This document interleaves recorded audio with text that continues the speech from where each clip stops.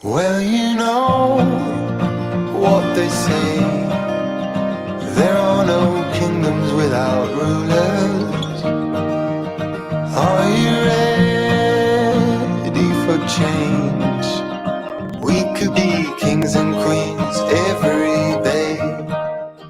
You've been trying to find your crown, happy camper through the ups and downs, keeping calm, winning ground.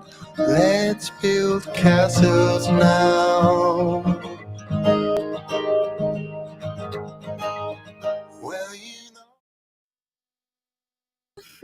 Hey everybody, it's Gregory Bass and my beautiful wife, Claire Bass. Hi. How are you all tonight? No, you can't answer, but I bet you're doing good. We have a couple people watching already. I always like to see that number go up. The show isn't necessarily, yes, it's a live show, so you can watch it when you come. Most important, we want to film it to where it can be watched over and over again. So we just keep it flowing even whenever we don't have those high numbers, because it's important to cover content and not wait for people. So if you missed any portion of this show, make sure you go back and watch it. Totally. Are you excited for today's topic? Yeah. Yeah? I am. I always like that. Well, not always. I like how we change the topic, so it's not just something that we continually focus on. Really, the topic we're talking about today, which is family, culture, focus on marriage, family, and motherhood. It almost seems like the basis of really growing your faith, because if you can't do it alone. Oh, no. Right? No. Yeah. Can't do it alone. So, guys, we have she insists that she is not an expert. I don't believe that. I mean, once you do it for so long and you talk about it and you explore, she definitely knows more than me, especially about motherhood. So y'all should be able to talk about that. Good. Wow. But she has some great content. If you saw any of the prior information that we shared with you, we're going to talk about her content tonight also. But we're just continuing this journey, and I like the fact that we're going to focus on our faith, but at the same time, it's our faith that's built into our livelihood. So what we do at home with one another and how we help and see one another. My favorite, or what I'm looking forward to most tonight, is marriage discussion, because she's very open about some troubles and trials that she went through in her marriage with her husband. And I know that we both have had the same thing. So really looking forward to that and see if there's anything I can relate to. So maybe I don't feel so out of place. Oh, certainly. Yeah. What about you? I'm excited to talk about it because, the family unit, marriage, it's just the building blocks of society. And we see our world today and how much help it could use. So, this is what we got to focus on. Exactly. Holy moments. We talk about holy moments, really. And I want to talk about a specific one from last night. If you watched the pre-show chat between Claire and I about tonight, you saw that we had a guest visitor. It was our son, Patrick Bass. That was not planned. He came and he asked to be on the show. And how do you say no to that? Yeah. And then he said some super, super sweet things out of nowhere, talking that he just wants me to do his best. I love that, because I always say, I want you to do your best, man. And he knows I'm going to do my best.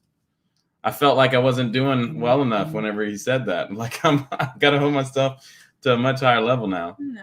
Yeah. That was just him showing you love. So exactly. So, and that's what holy moments do. So God, is speaking to me through my children, which isn't mind blowing, because, if we love like a child and children, the world would be a much better place. Especially if we forgive like a child, it'll be at a better place. But we're going to talk about that stuff. We're going to talk about creating a culture. You have any holy moments you want to talk about? Well, it's a really long story, but we had quite a struggle getting our new puppy here. Oh my gosh, let's not talk there about were many moments for grace and understanding. And I think there were several holy moments that we experienced. Let's just say that the dog came from Wisconsin. And it was coming to Lake Charles, and it was supposed to be there in one day, and it ended up being 2 days. And on halfway through the second day, we found out that they actually had mapped to the opposite side of the state instead of coming to our house, which added another several hours. It worked out because we had Father Orso over for dinner that night, and they ended up delivering the puppy when he was there. So he got a blessing. So God was smiling down on us. We got the puppy in, but yeah, there was many holy moments during that whole thing. Like holding my composure. I don't think I would have been able to do that. You would have. It would have been fine. Prior to this. Yeah, but I mean, I didn't complain once. We're not going to talk about me and what I did. But good. Right now, guys, I want to introduce our expert. Expert is Erin Franco. Erin Franco is a Catholic homeschooling mom of 5 children, ages 10 years old to 2. She's been blogging at thehumblehandmaid.com, or you can also find her at erinfranco.com. I was going to say Berryhill, but it's Erin Franco. It's erinfranco.com. But yeah, Erin Berryhill Franco. I just destroyed her intro. How terrible is that? But she's been doing it since 2009. She's laughing backstage, so I don't feel so bad. She writes about finding God, living in hope, and being grateful for divine mercy and the messiness of real Catholic marriage and family life. She and her husband, Michael, have been married for 12 years and are on the national board of the domestic church movement, which we'll talk about tonight. Everybody, help us welcome Erin. Hey guys, thanks for having me. Oh, no, thank you for joining the show. It's just like we've already told you and you just heard us, we're really excited to talk about the subject matter that we have tonight. Your site really intrigued me when I first looked at it after I reached out to you, because I knew I wanted to talk to you because I remembered about all of the writings that you had from your website, and also about some similar acquaintances that we have from way back in the day. And, yes. and really, this is the first time that Erin, myself, and Claire have actually ever spoken in person, but we've been friends on Facebook for probably close to 10 years now, or maybe a little, I think so. 8 or 9 years, maybe. So it's great. We have followed each other's families and seen some great things, but again, it's just great for you to say yes and be here. So talking about your website, I see that you give talks and you visit with people and you have a certain topics you usually discuss. The thing that really caught my attention was the fact that you talked about creating a family culture, and I know that my job at the casino is to create a culture there of service that we want to provide for our team. And I know how difficult that is. We have 2,400 people at our property, but I have always found that it is way more difficult to do things at home and to be structured and patient at home than it is at work. So I find myself that I could be a bit more successful at work than I am at home because I'm not as patient here, and I have my struggles and I don't really know how to do it. So I am super excited. Tell me what you mean or intend when you say creating a family culture. So I think you have to start when you're thinking about family culture. You have to start by not looking at what everybody else is doing, but look at what your gifts are as, your husband, your wife, and what your own gifts are, and kind of be realistic and be honest about that. So I'll share. So for example, I love reading and literature. I love reading aloud to my kids. I love baking and organizing fun things for the family. Those are some things that I like to do. Michael doesn't really read at all. And his idea of like a quiet evening at home is not to sit down on the couch and read the Chronicles of Narnia or something. But that's like my favorite thing to do with the kids. And so you're the same person. That's so funny. I mean, I even do like voices and everything. I'm like really into the read aloud stuff. Okay. But over the years, I kind of had to get over feeling like a little bit disappointed, like Michael wasn't into all this book stuff, and actually start to say, well, what is he really good at? What does he offer? What is the gift that he gives to our family? that's different from me, but still really valuable. And so, like, for example, tonight, Michael is putting all the kids to bed and hanging out with the kids. Like, if I'm out and he's putting the big kids to bed, then their favorite thing to do is he'll sit on the couch and not read Chronicles of Narnia. He'll sit on the couch and they watch Mark Rober engineering videos or the greatest engineering industrial like feats, the 10 top ones in the world, or the highest base jump video. Like, they love doing that stuff together. And he'll be like, okay, kids, we're going to learn about lift tonight. And they'll watch like airplane stuff. So that's Michael's thing his little thing that he does with the kids. And reading aloud is one of the things that I do with the kids. And both of those are part of a family culture, being able to give the gifts that you have and be who you are, you know? And like I said, I think it's really important not to look at everybody else, because it's easy to get disappointed with your actual life, like what is right in front of you. And then they always say comparison is the thief of joy. It's the thief of being present and happy with what you have in front of you. So you're basically telling me I can't just follow a checklist that you're going to provide me to. No, it doesn't work. There's like no one way. No way. No, I get that.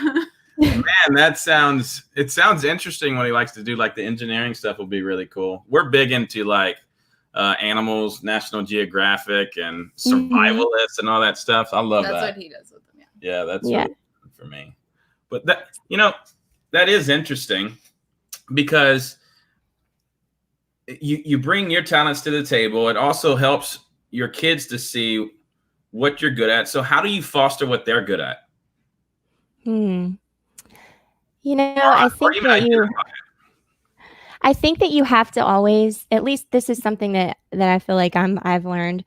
You have to kind of have a balance between you have to have a family-centered home, I think, rather than a child-centered home.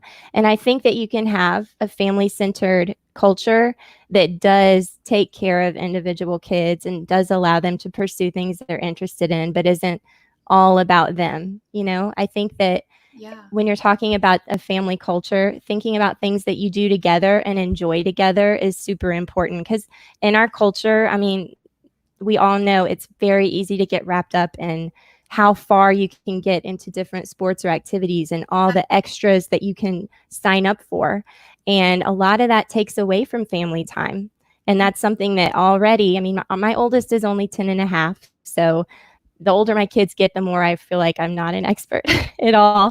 But in our short time of, being in that world of activities and all the things you can do to promote your kid and stuff, it really it's very draining on me. And so I think I tend to pull back more as a rule, from like signing up for all the things. Yeah, I feel that. And I think that that translates, whenever you have the family-centered home. I think it translates really well whenever they go out into the world, and that's not all about them, and that the betterment of society and others around us. How do we work together and make it so that we're all taken care of, not just me. Yeah.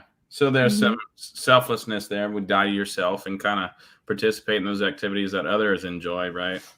Yeah. And at the same time, too, I think it just hit me a while back. So I've got two daughters right now. They're 8 years old and 7 years old.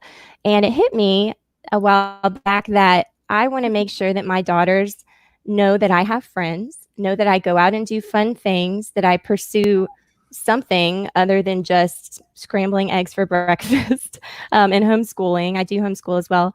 That they look at my life and they say, you know what? That's an option. Like, that looks like a good life. And she's not just a slave and a chauffeur and a cook and a chef and an organizer. She's a person. And also, my mom and my dad love each other. They make time for each other that I'm not included in occasionally. And they look like they love each other. And I think that that's also part of the family culture, is being able to make your marriage a priority. And your kids know that. They know that you can leave them for a few hours occasionally, or even regularly. Who will dare to do that? That's just something that Mike and I feel really strongly about, because we kind of early on, I thought as a mom that I had to not really do that. Like it was a holier thing or a more unselfish thing if I like never left my baby or never left my kids and I like just dove all into my home. Girl, you're going to have to dive all into your home no matter what. You know what I mean?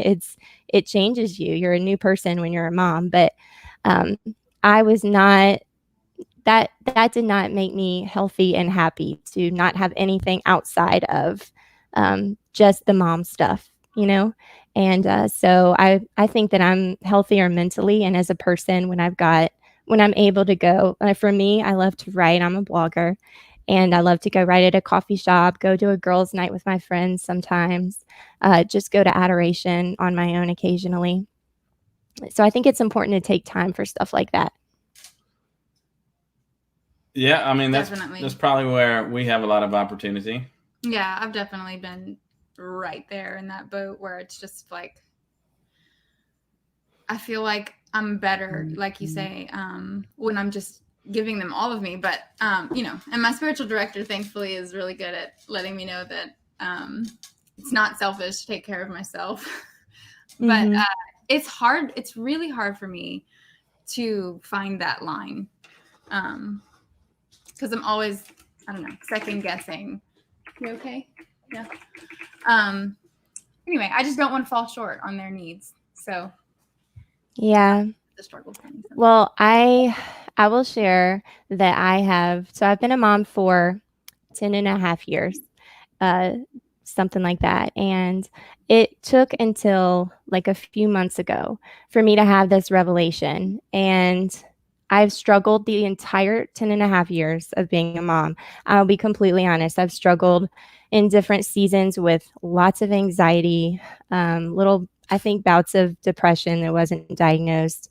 I've struggled a lot with overwhelm and guilt and all the things.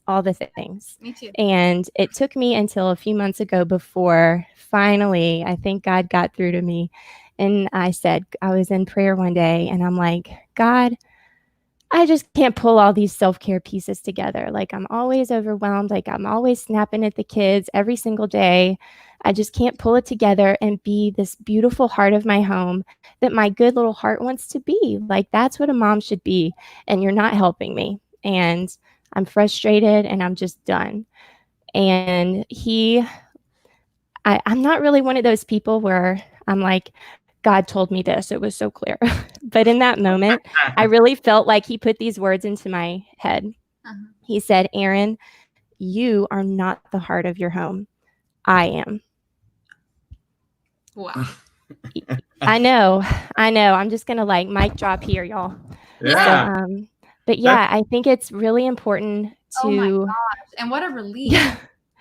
Oh, it was really like a burden was really lifted from me. It really was. And it's lifted up from me now. Yes.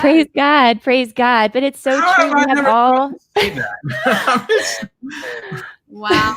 I mean, 10 years ongoing. Everything that you said, Erin, we've experienced here, and I have tried. Man, like she would make these schedules, and I'm just like, why do you have such a strenuous schedule? Like, I don't understand how you created this schedule for yourself, and it is just like, why? You know, so I'd always say, nope, that's your schedule. It's not like this doesn't have to be done, but in her head, you know, it all has to be done, and it has to be done on time, and it's no. Yeah, well, it is a lie from the pit of hell that is pretty much every single wife and mother that I know deals with anxiety and or depression. I mean, almost everyone that I've ever talked to about it, they're like, yeah, me too. And that is because I think in this age, if the devil has one tool that he attacks women with, it is discouragement. And it's telling us that we've got to be all the things, that we have to be the heart of our home, that if mama ain't happy, nobody's happy. And you know what? There are so many things that we really should try to do to be good stewards, to take care of ourselves, to be good moms. We can all improve. We can all get a little more organized with meal prep. We can all work on maybe not yelling so much, whatever it is. But our job is not to be everything. That is a lie. Our job is to show up with our loaves and our fishes and give our best for the day and then give it to God. And that is living motherhood in divine mercy. It's just imagining yourself that He is looking down on you and He is not saying, get it done, Erin, get it done, get Right. better, get with it. That is not the God that we serve. He is looking down. Actually, He's right next to us. And He is saying, you got this. Good job. All of this that you're going through means something into eternity, and I'm doing things with it. I'm working in your heart now. I've been working on you. I'm working on your spouse. I'm working in your kids. And this is enough for me today if it's your best. Right. And we got to live like that or we're going to all go crazy. Yeah, and you do. I mean, you definitely do go crazy. And so that's whenever, I'd step back and I would really just forget about everything that I wanted to do and just do the thing that like needed to be done. I would just worry about the necessities. And those are the most peaceful days. And then you end up, or at least I do, usually finding that like there's all this free time later. It doesn't really compute. But What do you mean? like, I don't know, that maybe is a little bit, but it's just like whenever I'm not feeling like I have to be in control, whenever I'm not like calculating the next steps all the time, it's amazing how when I just focus on the moments, God's always in control, right? So when I just let Him be in control, I just see how beautiful that is. At the end of the day, it's like, wow, I didn't stress about everything. And everybody's needs were met. We're all good. And everything was wonderful. I have an ad-lib question. What's that? Erin, what room of your home do you spend your most time in? Oh, the kitchen. Thank you. Or Thank you. Yes. Like, why is the kitchen just like it's like your spot. It's people have to eat 16 hours a day. It's like, man, why is that? It's like it's a spot for her, but it's the place that she's at all the time. I love to be there. I really do love to be in the kitchen, but I mean, that's just where I'm needed a lot. The kitchen, the laundry room. Yeah, that's me too. My laundry room, my little planner, my desk that's like a corner of the counter, basically. I don't have an office. And then the kitchen and then the table. And that's just where a lot of life happens in our house. Yeah, it's good that ours is open now. Yeah. Because the counter or the island becomes homeschool while she's in the kitchen. Sometimes, yes. Or the kitchen table. He's at the table and we're talking while I'm cooking or whatever. So you say you homeschool. Did you do that because of your family culture, or is that what you've always wanted to do? Oh, gosh. I think there are different reasons that we started homeschooling. The main one was that we wanted to send our kids to Catholic school. We had reasons we didn't want to do public school here in Baton Rouge at the time, and we couldn't afford it. We were actually, when my kids became school age, we were still living with my mom and dad out of financial necessity. We have kind of a crazy story involving chainsaws and stuff like that in the past. But we'd been living with my parents and getting on our feet, and we couldn't afford Catholic school. And I'd actually met some really cool families that were not weird. Yeah. And their kids were like pretty happy and normal looking. And I didn't know, I'd always thought that homeschoolers were probably unsocialized and weird. And so to meet these kind of normal people, then I'm like, I could be friends with them. Right. They're nice kids. It just gave me some confidence to try it out. And I had some people to call with questions. And that's kind of how we fell into it. I think that's really similar to it's very similar to our story, but so we tried with Patrick at a Montessori school that he was too energetic. They kicked him out. Yeah, I was like so discouraged when that happened because if a Montessori school is going to tell me this, like no one's ever going to take my child. Explain what Montessori is for the viewers. Oh, it's very hands-on.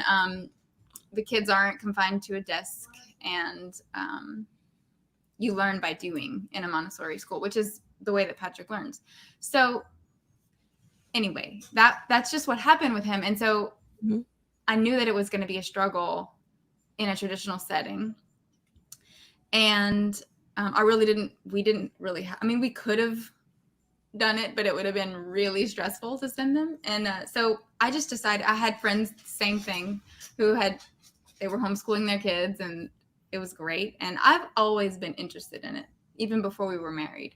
And so we just decided to try. I started like before it mattered, just to see how I could do it. Yeah.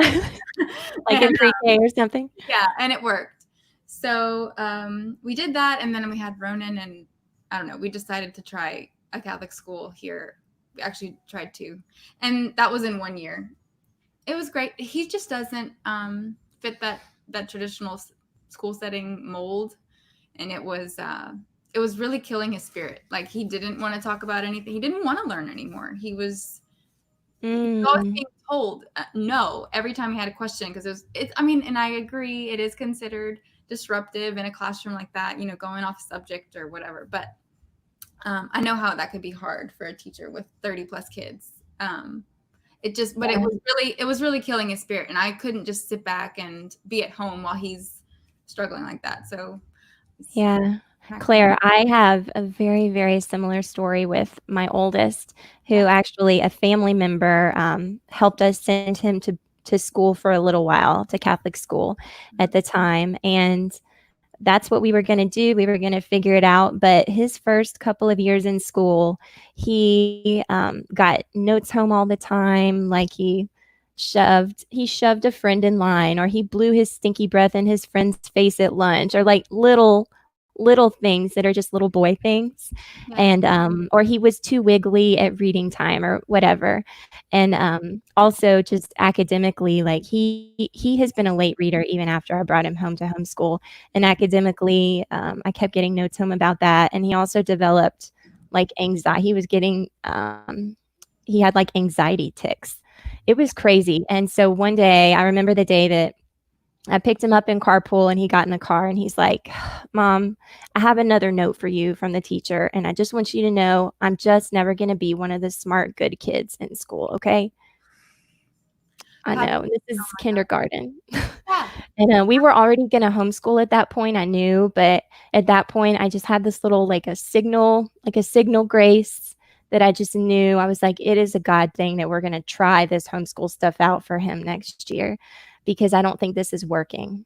Mm-hmm. And I'm glad. I think that you can do any kind of education badly, right? You can regular school, public school, private school, hybrid, homeschool, whatever. You can do all of it badly. But I think that, for some kids, and I think for my oldest kid, homeschooling saved my relationship with him, and it saved him his confidence, I think. Those first couple years of homeschooling, just getting him to be confident again as a student. And all of those tics went away after we started homeschooling, and all the anxiety. So I'm so grateful that we were in a tough spot, that we couldn't afford Catholic school, because if we could have, he'd probably still be in there, and we'd be doing all the therapies and all the things to make it work, instead of God knowing that we were going to have to try this thing that was going to be so good for him. Yeah, I mean, it's a very similar story. That's beautiful.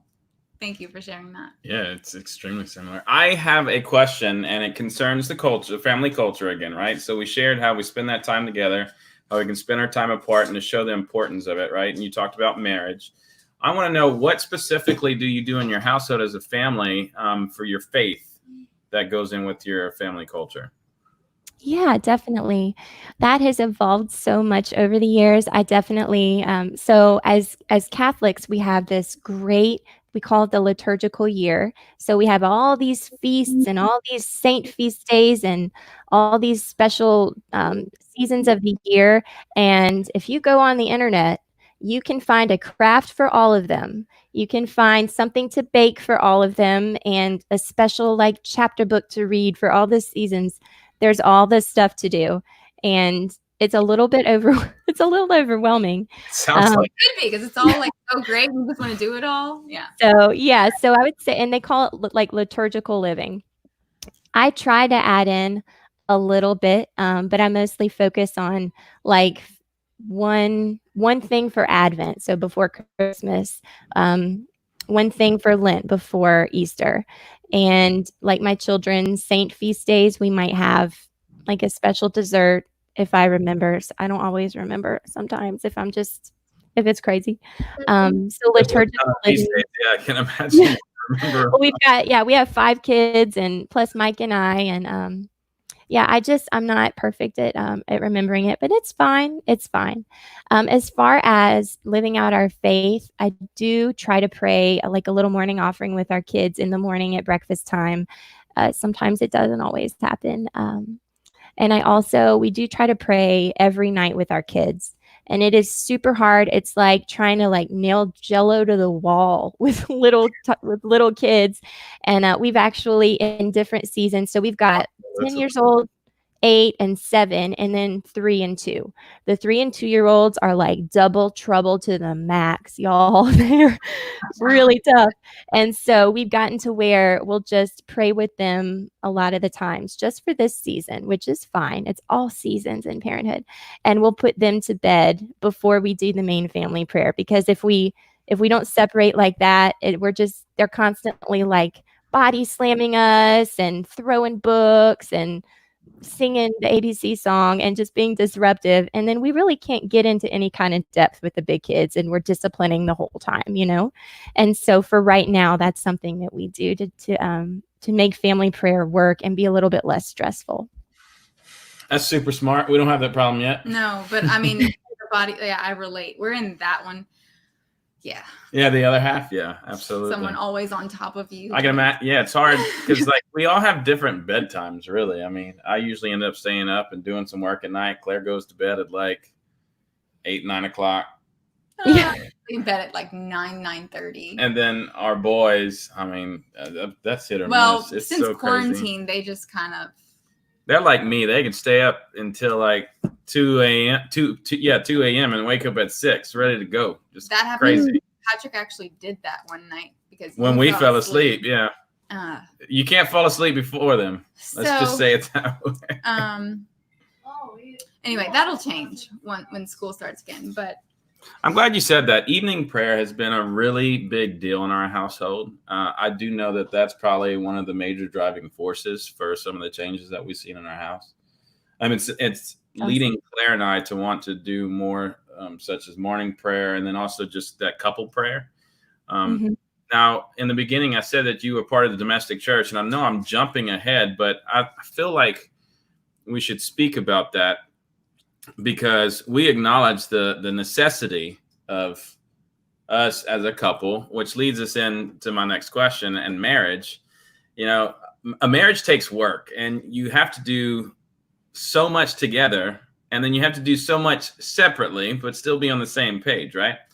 But I want to kind of focus on what the statistics are right now in just the world itself. So what I'm going to talk about here is not specifically Catholic marriages, is just marriages in general. I find it to be sad at how often families are falling apart. And I often ask myself, how is that happening? So basically, let me go ahead and let's review these statistics. So the divorce rate in the United States, right, from 2000 to 2014, we have seen the divorce rate drop. I mean, yeah, it's dropping, right? But still, 50% of marriages basically end in divorce. It's really sad. But we also see a different trend in that same time frame, and that's the fact that there's a reduction in marriages in the first place. A lot of it, from what I've read, what the driving force is the fact that the younger generation wants to experience things longer before they tie the knot and then get married. But for both of those to be going down, and we still see that 50% of all marriages end in divorce. Again, it doesn't represent only Catholic marriages; it's all the marriages based off of the report.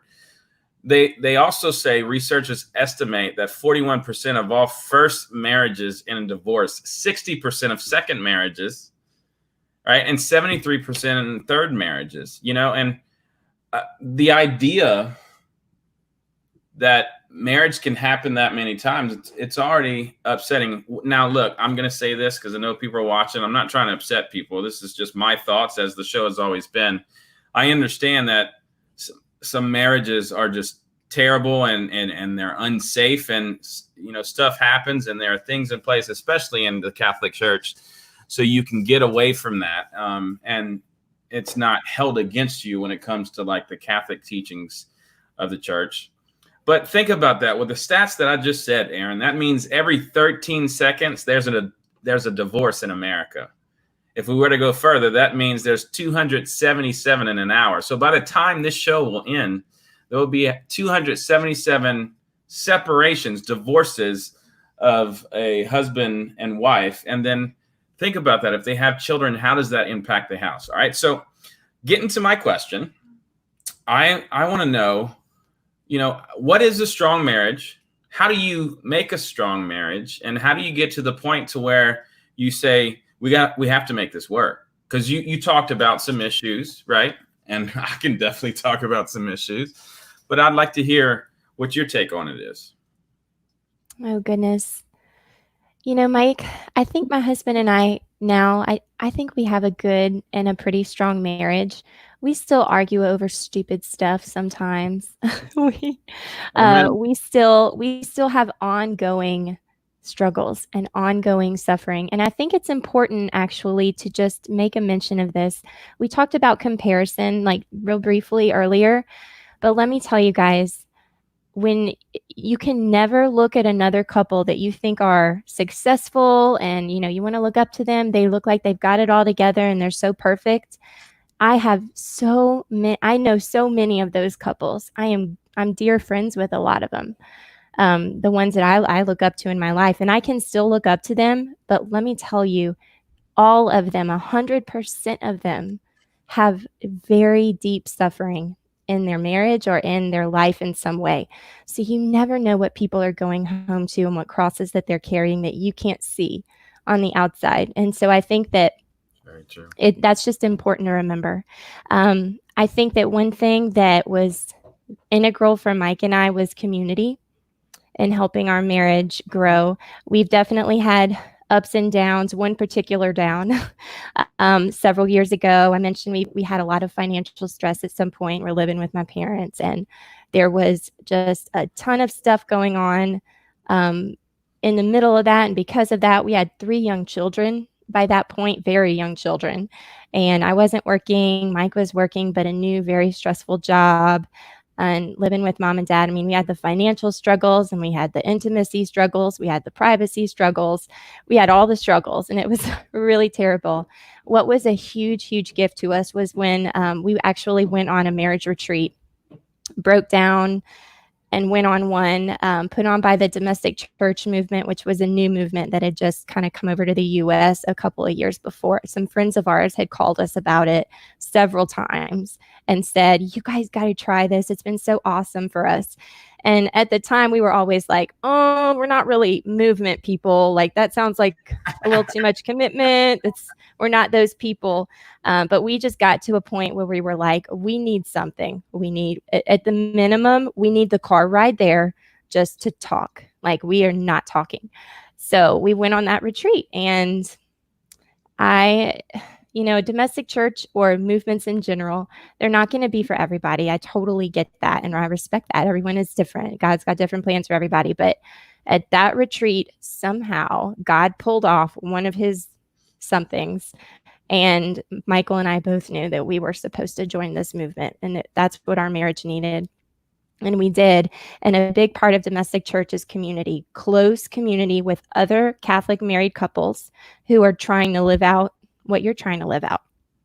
And so I think that is something that is lacking for all marriage, no matter Christian, not Christian, Catholic, non-Catholic. I think community is so important to develop a group of other couples around you, wherever you are, that Right, you can talk to about.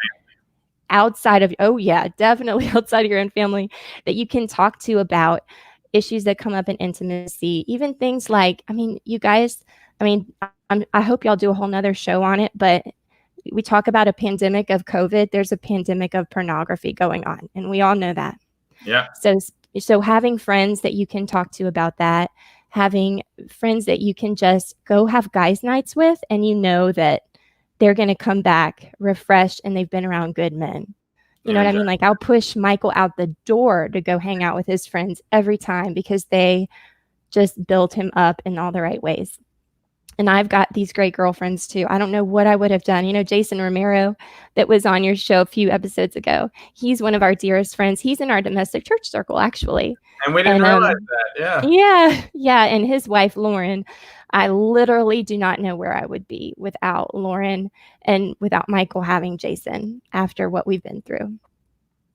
So yeah, I think community is a huge part of it. And I also think we talked about that child-centered home versus a family-centered home. So your marriage is your first family. I think we have to go back to that. And we have to go back to making sure that we parent in a way and we prioritize in a way so that the parents can spend time together somehow.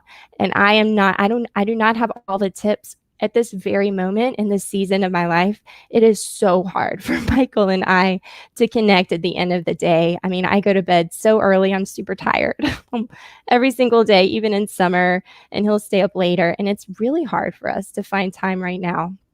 But it's something we do talk about regularly. Thank you, Domestic Church, for helping us to learn how to do that. And we have a foundation of couple dialogue, which is like a once a month.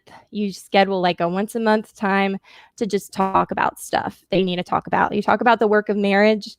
Couple dialogue is the work of marriage. When you're like, okay, Holy Spirit, we're about to bring up that thing that we need to talk about. Okay, come Holy Spirit, let's just dive into this. So if you're not prepared, it can really hurt more than it helps. But if you're open to it, right, you bring God in at the same time, our Holy Spirit, like you said, that's I think God honors that even if it's messy. I mean, Mike have had our fair share of couple dialogues where, you know, one of us was crying or we were like, okay, let's just agree to disagree and we're going to bed for the night, you know. But overall, you just got to believe that God honors any little step we take toward him. He is going to multiply that. And that's just part of my spirituality. The way that I think about God is I'm like, oh, thank goodness God will multiply this because this is all I got today. All I got is I'm so mad at my husband. All I can do is say half of an Our Father, but God knows that's all I got. And awesome. He will multiply that, you know, and that's faithfulness too. And that's one thing I think I've learned in domestic church, because one thing we do is you try to pray every day on your own somehow, and you try to pray with your spouse every day somehow. And a lot of days we just do an Our Father. It depends on the season. And don't just the Our Father. It's an incredible prayer. Priest reminded me of that one time. But you got to remember that faithfulness. St. Francis de Sales said that faithfulness is more important than having this amazing experience every time that you pray, right? Like that God multiplies that. Oh, Michael just commented. Oh my gosh. He finishes the other half for you, he said. That's awesome. Oh man. That's marriage. Oh my gosh. I feel like we're a mirror couple. I totally would have done something like that, Michael. Hey, Michael. We're talking about our marriage here too. The internet. Well, believe me, we're just chiming in and do the same thing because we can echo. I can relate so well because for me, it's usually a Hail Mary. It's like, Mary, I really need some help right now. It's a Hail Mary every time for me. Unfortunately, I'm not like Michael. I probably would have said you could finish the other half tomorrow. That's all changing now, right? That's why we're here. So that's good. But man, I love hearing that. And I love the image that I got, you know, from just that whatever small offering, because I feel that often, like I can't really put it into words, but yes, this is really all I have right now. And I've never thought about it like a multiplication. So that was beautiful. Thank you for sharing that. You know what I want to talk about is this one thing, Erin, and maybe you can relate to it, but for many years, and it truly has been years, Claire would say things to me that made me believe that she didn't feel my love for her. Like I have this tremendous, enormous, like almost so heavy I can't carry it love for her, right?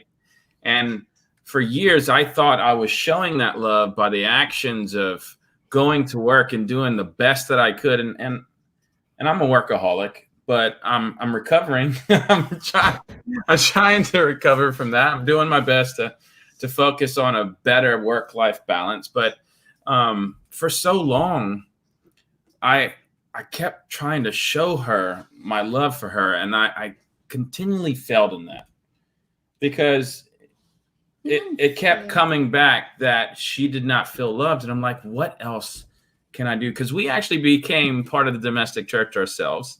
And we love the domestic church. We love the community.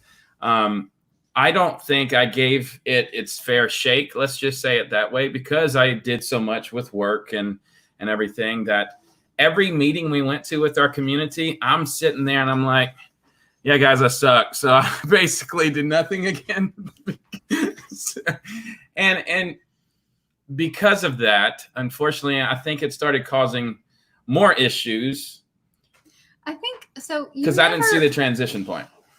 You've never failed to show me that you love me. But the feeling, I guess, that you're talking about is, especially after we had our second son, we also went through quite a financial hardship. And by God's grace, he pulled us out of it, but it required like all of his time and like all of the earnings and things that you did to get us out of it. Yes, that you supported us and I felt that, but the quality time, like that's a big part of my love languages. And so I wasn't having, like, we just had no time. I was just all for the kids and he was all finance. And so we were just really disconnected. And so that's the reason I was just, that went on I felt alone. For the first 2 years. Yeah. Very alone. And it was right after he was born. That's true. Yeah. So that was really bad, I think. Which, after already hearing what you talked about with having the young children and then what you went through, I mean, yeah, we definitely related. I dislike it very much because, shoot, I have very little memories when Ronan was like from 0 to 2. He already didn't like me in the first place. He only wants mom, but he just was a different temperament than Patrick was. He just needed me to nurse. That was it. He wanted to go and be, but Ronan, he's still just a mama's boy. That's just, he's different. Yeah. Well, there's definitely discernment for sure with the domestic church again. And like I said, it's so incredible. Like you get such, like you find certain circles and those circles have just these power couples inside of it. I'm like, man, God really touched that group. So there are the few circles that I know of. I mean, like everyone's awesome, really. Right. Like, they're just all of them. Right.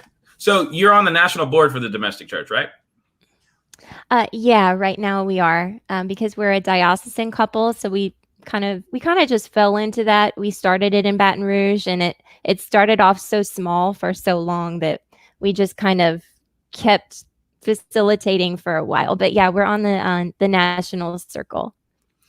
I like that she said that even their couple prayer, and this is a mental barrier for me. So she answered a question that's been in my heart because I want to pray with you more often. You said sometimes you just come together and say the Our Father. Yeah, definitely. I guess I thought, and there are I've met one couple. Let's be realistic. I've met one domestic church couple that described what they do every day for couple prayer. And they were giving a talk on it and some other couples in a room, and everyone in the room was like, what? Like they were like, they did like a scripture study and then a meditation and then all this stuff. Like they were like knocking it out of the park, kind of what everyone thinks that you're supposed to be doing. But the average couple, I think everybody is just so different. They're so different with what they're even able to do. And I remember a long time ago, I was telling my spiritual director, I was like, yeah, all we're really able to do is an Our Father, usually at night. And he goes, this is Father Josh Johnson. I don't know, a lot of people, he's kind of like famous and super hip and cool now. But he was like a brand new priest at the time. And he goes, He goes, hey, let me stop you there. Don't diss the Our Father. He said, there is everything in that prayer. If that's all you do, that is an excellent prayer to pray together. He goes, there will be time for your couple prayer to surprise you and be awesome. And then there's going to be real life, which might just be that for a while until you get into a new season. And I know Mike and I, we've a lot of times are just in Our Father. Sometimes we have a special intention and we like to pray a novena, like a little short prayer on our phone as we're going to sleep. That's just us, for 9 days in a row. And that's helpful to kind of shake things up. There's lots of different stuff that you can do. Some people like to read a little chunk of scripture together or read from a book. That doesn't really work for us usually. It's the reading thing, right, Michael? He's not. I'm a big reader, and he's not as big of a reader. But a lot of times I do think that even though it's scary, and I love spontaneous prayer, I can go all out and just talk and talk and talk and talk. Michael is not as much like that, but that man will flat be patient with me and let me talk and talk. He really is amazing. Whenever we're doing couple prayer, and he's pretty good at spontaneous prayer by now. I'm just throwing that out there because he's listening. But that it really can be powerful though when you just start talking to God in the presence of your spouse, and you're asking him to help you with something, whatever's on your heart that day. There have been a couple of times that I had no idea what Michael keeps commenting on this interview. He must be listening. He got the kids in bed. But there have been a couple of times I had no idea what Michael was really going through with something at work or something he was worried about until he talked about it in couple prayer right next to me. And I'm like, whoa. Yeah. And there have been a couple of times where something came out that I was dealing with that was a big, big thing that he didn't really get until it came out when I was telling God about it, and I had the courage to say it out loud in front of him. So it is scary, but there's a lot. It's worth it. It's worth doing something awkward and scary and very intimate. And it can help intimacy too. I'm just throwing that out there. Yeah. Let's see if Michael comments on that one. No, it definitely does. And particularly in that season of our lives, that was really tough.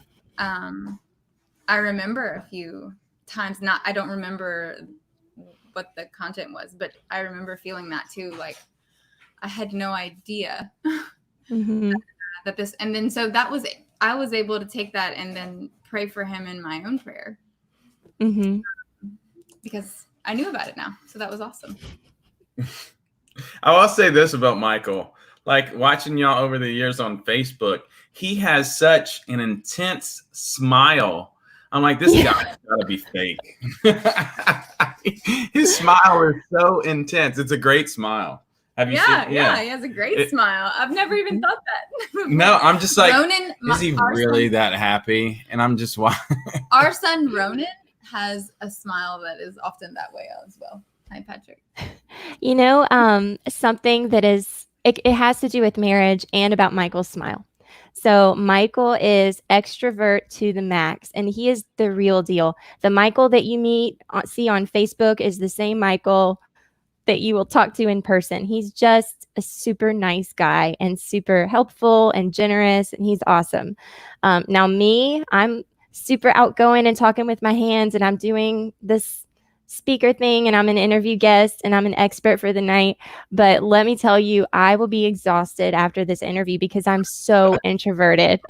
I'm going to go straight to bed.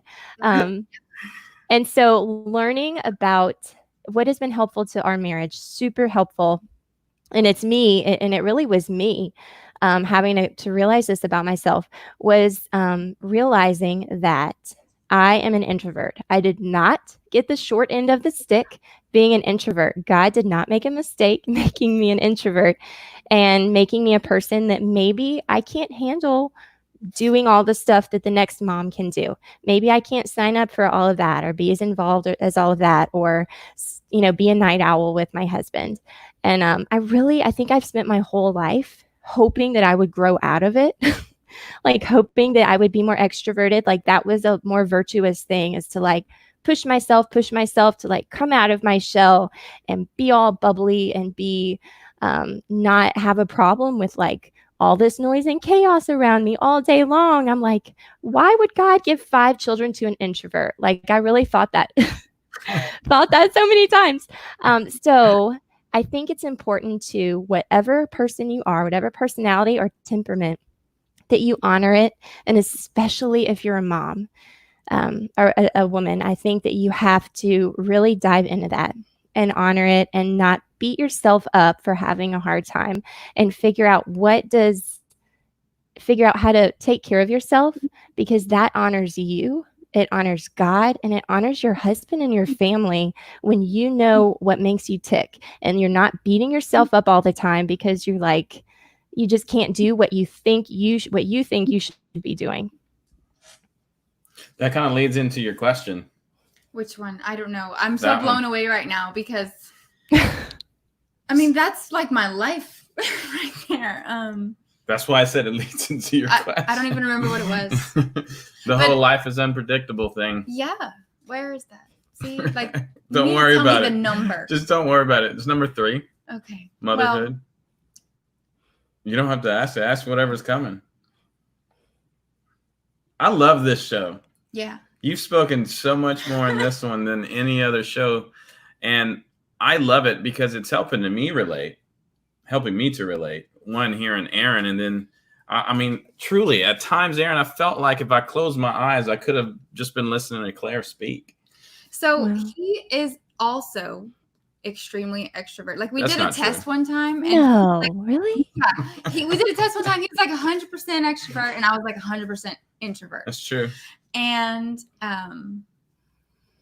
now, over the years, he's definitely like helped me to enjoy life more and to come out of my shell. Mm-hmm. And I really value that. But yeah, I definitely have a limit, and it is exhausting. And I do beat myself up sometimes whenever I fall short, and I just mentally and physically even just can't keep going. And I need like a break from the noise and the movement, and I just need to decompress. So I'm just relieved. I don't know. I know that I'm not the only person like that, but to hear it come from you, that's wonderful. And you said, why would God give 5 children to an introvert? I don't know. So I always thought that we would have more children, and we do want more children, but like my body literally just, it shuts down. Like it's not happening. And so, I guess that's a grace maybe that God hasn't given me more, because maybe I can handle even less than you. But I think it was really wonderful to hear, for me at least.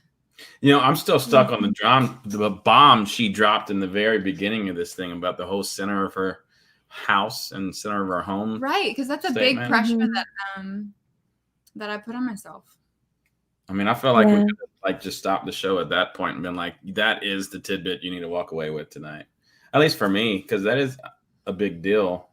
Because I keep feeling like now, since we're on this journey, I have to have it right, and I have to have everything in line, and I got to do the right things. And then whenever I mess up and I become impatient or I get frustrated, then I'm like, oh, I already messed it up. Let's start all over and try to figure that out, right? Or know that because they say that if a father is leading these things in their household, then, it more happens in the household with the children, and then the wife is there with support, and then you get closer. So it's like, now I feel like it's on me. So the fact that you said that, it's like, I just need to continue to, because even this show, now that people are watching and they have watching, and we have people, God's just so incredible. We had somebody reach out to us today saying, look, I'm so far behind, but I watched episode 1 and like jaw drop.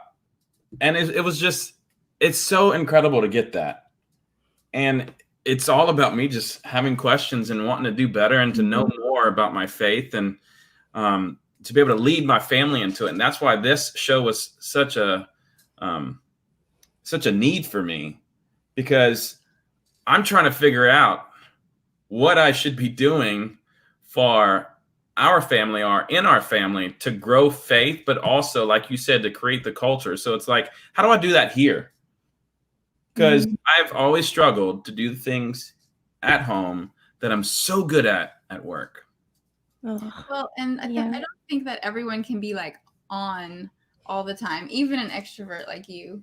Like, it's what's that? Oh, Joe Bass, you're Catholic? What? I thought my whole Bass family was Baptist. So, That's hilarious. I'm sorry, I had to say that. No, that's awesome. I had a thought for you guys. So I think, and look, somebody can correct me. Like, I really try to be humble about this, but I feel like another huge burden was lifted off of me when I had the thought. I was like, you know what? People always say that God will never give you more than you can handle, right? But I think God always gives us more than we can handle, because if we could handle it, then we wouldn't need him. It'd be easy. He knows that it is more. It's like, they call it like a severe mercy. Like God's severe mercy, it's still mercy, but it is such that every moment of our lives, we have to lean into him. And look, let me tell you guys about kids. I do not mind saying this on the internet. I really, this is just the truth.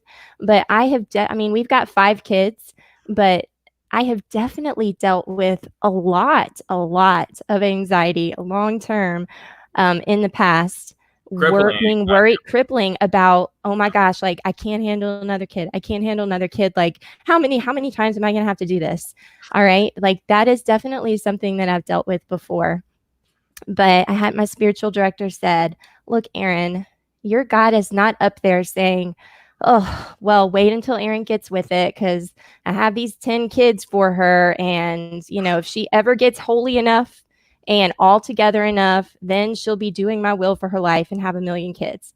That is not the God we serve. That is just another lie from the devil. And you have got to just follow the peace. You have got to show up every day. You've got to keep yourself in the heart of Christ, which is merciful. He's right here. He is not like egging you on, rolling his eyes, looking down like, oh, yeah, this day is just like an X the whole day. Like that is just not who we're serving. And I think that you just have to do your best and not, and wait for the peace. You got to wait for the peace with your husband. And as Catholics, to work on that, to space our families, space our children. We can use natural family planning. Mike and I, that's what we used. And there's suffering that comes with that too. Every NFP couple ever knows that. But it's a suffering that it's God's kind of suffering. You know what I mean? Like we are all going to suffer. Like every Dern couple ever in marriage is going to suffer somehow. But when you do your marriage God's way, when you do it like pointed to God and focused on God, and you're just trying to figure out what he wants you to do, and you're trying to just give your all and be as unselfish as you can, that is the kind of suffering that has meaning into eternity. Okay.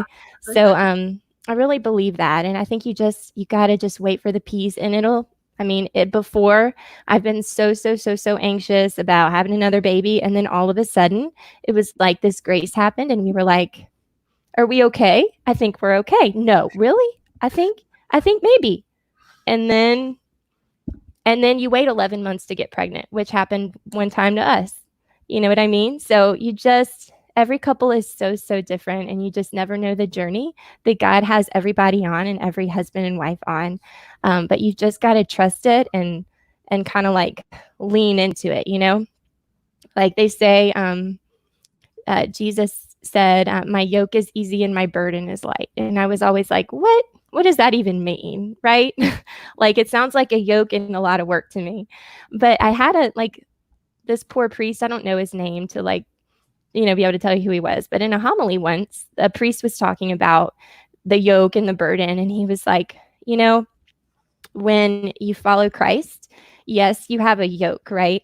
But who is right next to you? Jesus, because oxen are in pairs.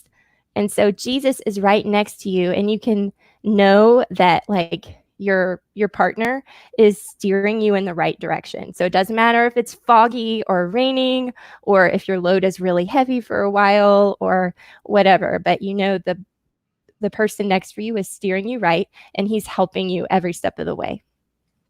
Yeah. You just lean on each other. And your beautiful or fantastic husband just said the exact same thing, basically. And that's incredible. You know, I started focusing immediately on family, which were like family prayer and stuff like that, which has already been like, I believe, a game changer for our marriage. But, you know, that's also been focused on time for us too. So I can't imagine what it'll be once we start. I, like you say, you know, you struggle with, look how much stuff I have to do and then getting that done. My thing is I'm a perfectionist, and then in my job, it's about making things better and not having anything go wrong. So I tend to struggle so much with imperfection and with not getting it right the first time and not understanding what caused something, or even where someone's thoughts come from. So I tend to dwell on things and ponder things so much and so often that I get lost in it, and then it paralyzes me. And truly, that's the only thing that I ever get paralyzed with. It's when I feel like I can't figure it out. And I think that's what happened with the domestic church. And that's a discovery that happened during this episode. So thank you. I mean, your guidance has definitely given me a much clearer picture of, you know, an expectation of what it is for family. And again, Michael's comment it drove it home, you know. And I know he's coming from the whole airplane thing. You put your mask on before you put the mask on your child, because you have to make sure that you are there to take care of them. And man, that's so true. It's crazy how you can relate some of the most important and impactful things in life to some of the simplest things, but you don't realize it until somebody says it. And like you said, after 10 years, you came to that realization. Yeah. And I'll share too something that was probably the most helpful thing that I learned like in the past, I don't know, 5 or 6 years. But so basically, I stumbled across something called the discernment of spirits, which is real. They need to change the name. It's kind of awkward and sounds really sketchy, but it's St. Ignatius Loyola. Basically, it's kind of like, I don't know, like a game plan for how the devil messes with our thoughts, or how like our thoughts can mess with us. And I think that you can't ever go into your head alone. You need to always take Jesus with you, right? And I think that for me, I have really, really, really struggled with my thoughts over the years. Something will trigger me, and then in 5 minutes, my marriage is crumbling, and I feel so guilty because we're having macaroni and cheese again. And like, this is a horrible day. Like, I just want to go to bed. I just can't handle it. And like, the dog peed on the ground again. And like, everything triggers me and I get overwhelmed. But really, that's like a process in my thoughts of me letting my thoughts run away with me. And I don't know how to rein them back in. And so a lot of the discernment of spirits is being able to recognize when you're being run away with. And they also have something called like Catholic mindfulness. It's kind of I think it's been around for a while, but there's like a newer book out called The Mindful Catholic, and I'm actually reading it right now. But I have been blown away to realize like the way that our thoughts run away with us can develop like patterns in our brain. And they actually use mindfulness to treat anxiety and depression very successfully. Like, it's almost becoming part of like the normal treatment for people with like deep depression. And so anyway, it's that's something to look into, is learning how to check our thoughts. And like, every thought that comes into our head isn't the truth, right? And we can't like stop it from coming into our head, but it's how we respond to it. Do we like go into that spiral where all of a sudden our marriage is going to the dogs and I'm like the worst mother ever? That's a spiral, right? And so learning a few years ago, like stumbling across that I mean, I'm not an expert. I haven't read all the books on it, but the little bit that I've learned and kind of try to keep up with over the years has been so helpful to like help me just not get so discouraged all the time and like sometimes be able to successfully kind of pull myself out of that, you know? Totally. That was deep. I'm gonna ponder that for a while, but I've written those books down, and that's what we normally ask, because I've already stolen 11 more minutes of your time than I asked you for, but we asked for resources from our experts, and it sounds like you've given us something, and that specifically is going to be something good for me, because I bought a book. What's it called? I don't remember it. Nothing to Prove. Nothing to Prove. You ever heard of that? No, I haven't. It's because I've always I don't like people not being happy with me. And I feel like I constantly have to prove myself to everyone. And so I always do more, way more than what's necessary, which steals time, it steals joy, it steals my thoughts, it makes me stressed and all this other stuff. So I look forward to reading that. It's on a major list because I like to read. I have to get back into the scheme of reading, you know, wanting to watch the TV or do this or do that. It's getting in the way, but yeah. Well, I know I have to get pretty desperate before I make time to read. And then all of a sudden I've like read a whole book in a week or something. I think a lot of times God, when I've read like the self-help stuff, and by the way, this is the Mindful Catholic. I like happen to have it right by me in my bedroom. It's by Greg Bottaro. My sister-in-law sent it to me a long time ago. She said it changed her life. And I'm like, oh, great. Another book that I could change my life that I'll read later.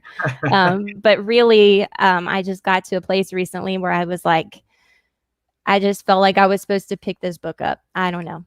And it's been really awesome. But I think it's important to note that you do not have to have your thoughts pulled together, all the things pulled together in motherhood or work or whatever for God to work through you. You know what I mean? Like my friend Jill told me that we were giving a retreat together last year, and I like kind of was having like a little bit of a mental breakdown or something.